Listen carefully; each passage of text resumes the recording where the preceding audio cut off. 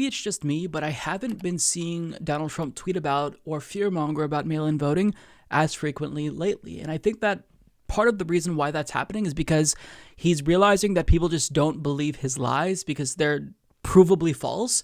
But another reason why I think we're hearing less from him about this is because he realizes he's the president, and fear-mongering about mail-in voting isn't the only way that he can undermine mail-in voting. He realizes that he can use his power as president of the United States to cripple the one agency in U.S. government that is going to actually make mail-in voting a possibility, the U.S. Postal Service. And what we're seeing, based on what the U.S. Postal Service workers are saying, should absolutely scare every single person who cares about democracy.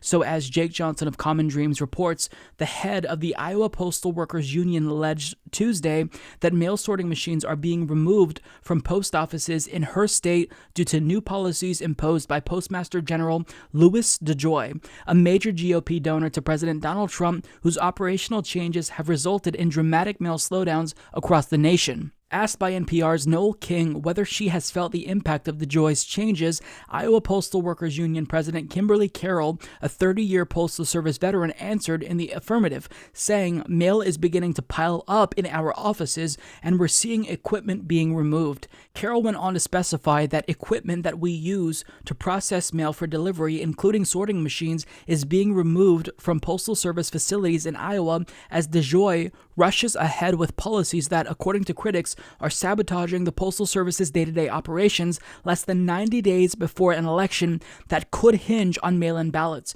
In Iowa, we are losing machines, and they already, in Waterloo, were losing one of those machines. So that also hinders our ability to process mail in the way that we had in the past, added Carroll, who said she is not a fan of the Postmaster General. Washington state election officials have also raised concerns about the removal of mail sorting machines. "I grew up in a culture of service where every piece was to be delivered every day, and his policies, although they've only been in place for a few weeks, are now affecting the way that we do business and not allowing us to deliver every piece every day as we've done in the past," said Carroll. "I don't see this as cost-saving measures. I see this as a way to undermine the public confidence in the mail service. It's not saving costs. We're spending more time trying to implement these policy changes, and it's, in our offices, costing more over time." Observers reacted with alarm to Carroll's comments, viewing them as further confirmation that DeJoy is deliberately attempting to damage the Postal Service with the goal of helping Trump win re-election in November. Now, when you consider the fact that a lot of people, most voters, are going to want to logically choose to vote by mail during a pandemic, and also consider the fact that most people who are Joe Biden supporters are going to be the ones to vote by mail, you have to see what's obvious here.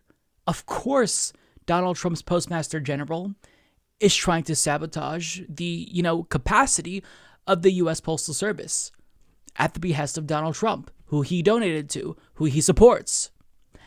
This is so horrible that if the United States saw this taking place in a Latin American country or a Middle East country with a lot of oil, we would be planning to invade them and bring them democracy. That's how bad the situation is. But here at home, we have to worry that our votes might not be counted because we're going to vote by mail during a pandemic because we don't want to risk our own health. I mean, everyone should be outraged by this. Everyone should be fearful that their vote isn't going to be counted and take extra precautions to make sure they mail out their ballots extra early. But I mean, there's only so much that you can do on the individual level. If these institutions fail us, if the U.S. Postal Service is unable to get all of the mail-in ballots to us at a time when we have an election, that's going to be a catastrophe. And think about how badly, they've been behind just in terms of their general operations. Donald Trump's Postmaster General, DeJoy, has cut overtime. That's no longer a possibility for them. So all of the mail that they had before, that they were able to deliver in overtime to keep them caught up, that's no longer an option for them. So the mail is piling up. And regardless if they try to prioritize ballots, like if their overall function and operations is slowed down due to a lack of resources and personnel, what do you think is going to happen come November 3rd? We're looking at a disaster potentially. Donald Trump Based on this, I mean, I don't think it's hyperbolic to say he's trying to outright steal this election. He is trying to steal this election. Because if you are genuinely concerned about fraud, that it is, a possibility with mail-in ballots, as the president of the United States, wouldn't you tell your postmaster general to, further enhance the capacity of the U.S. Postal Service so they will be able to deliver all mail-in ballots in time? Isn't that something that seems like the logical thing that you do, the practical step to take to make sure that mail-in ballots doesn't lead to any issues? Well, no, because this was never about him worrying about mail-in ballots. This was about him realizing that if mail-in voting is actually a thing that most people pursue, he could lose because that could increase turnout, and when turnout goes up, Republicans lose. This is really troubling. And reading this, it's chilling.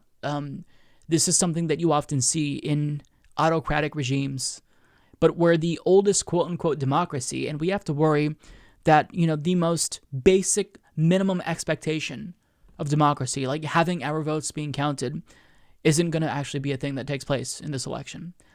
It's startling. It's worrying. It should be alarming to every single person. And even if a lot of people are making noise about this, still not enough people are speaking out. Even Republicans should be speaking out. This should be an issue where all citizens are against what Trump is doing because they've bought into the belief that democracy is good and we want to be a democratic nation. But we just don't see enough people sounding the alarm. And, the same thing happens with voter ID laws and voter suppression. And we don't actually look at the results of how that influenced the election until when it's too late, right?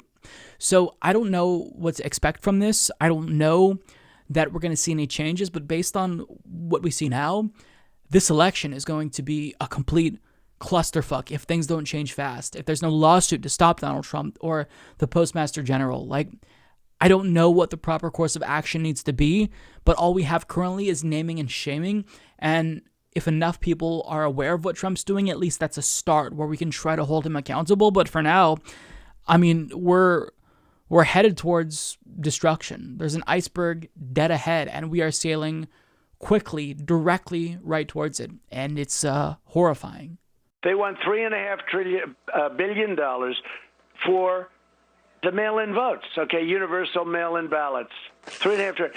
They want $25 billion for the post office. Now, they need that money in order to have the post office work so it can take all of these millions and millions of ballots. Now, in the meantime, they aren't getting there. By the way, those are just two items. But if they don't get those two items, that means you can't have universal mail-in voting. Mike is the worst progressive on YouTube. Please don't subscribe to him or become a patron. David Dole is so much better. Trust me, folks, he's doing a great job. He really is, okay?